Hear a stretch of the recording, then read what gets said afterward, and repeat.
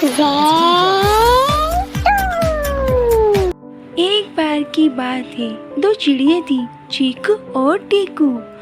वो दोनों एक बड़े से पेड़ पर रहती थी। उनका दूसरा ठिकाना एक गुफा भी थी, लेकिन वो दोनों एक दूसरे को बिल्कुल पसंद नहीं करती थी। चीकू जब भी दाना चुगने नीचे जाती, टीकू उससे दाना छीन लेती।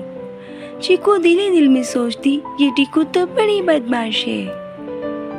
एक दिन पेड़ के आसपास एक बहुत बड़ा तूफान आया। तेज हवाओं के साथ साथ बहुत जोर से बारिश होने लगी।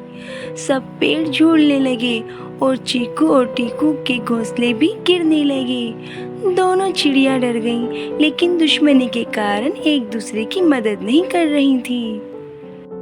दोनों में से किसी की हिम्मत एक दूसरे से बात करने की नहीं हो रही थी, लेकिन दोनों को ही एक दूसरे की बहुत ज़रूरत थी।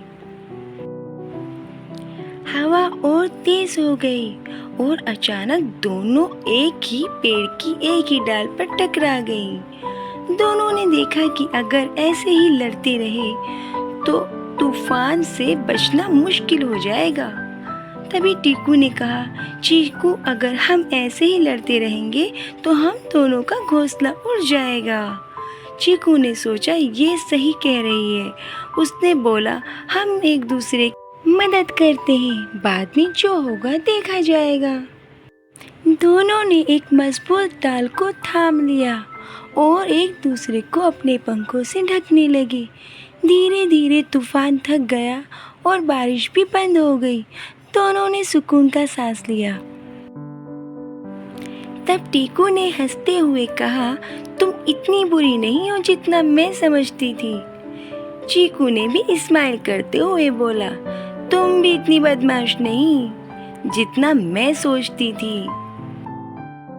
अब दोनों दुश्मन दोनों दोस्त बन चुकी थी। अब वो हर मुसीबत का सामना मिलकर करते और अपनी जिंदगी बहुत खुशी खुशी और मज़े से गुजार रही थी।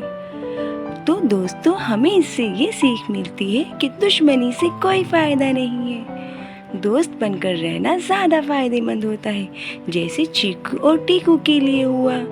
दोनों बहुत खुश रहते थे। अब उनको किसी चीज़ से डर भी नहीं लगता था, ना किसी तूफान से, ना तेज़ बारिश से।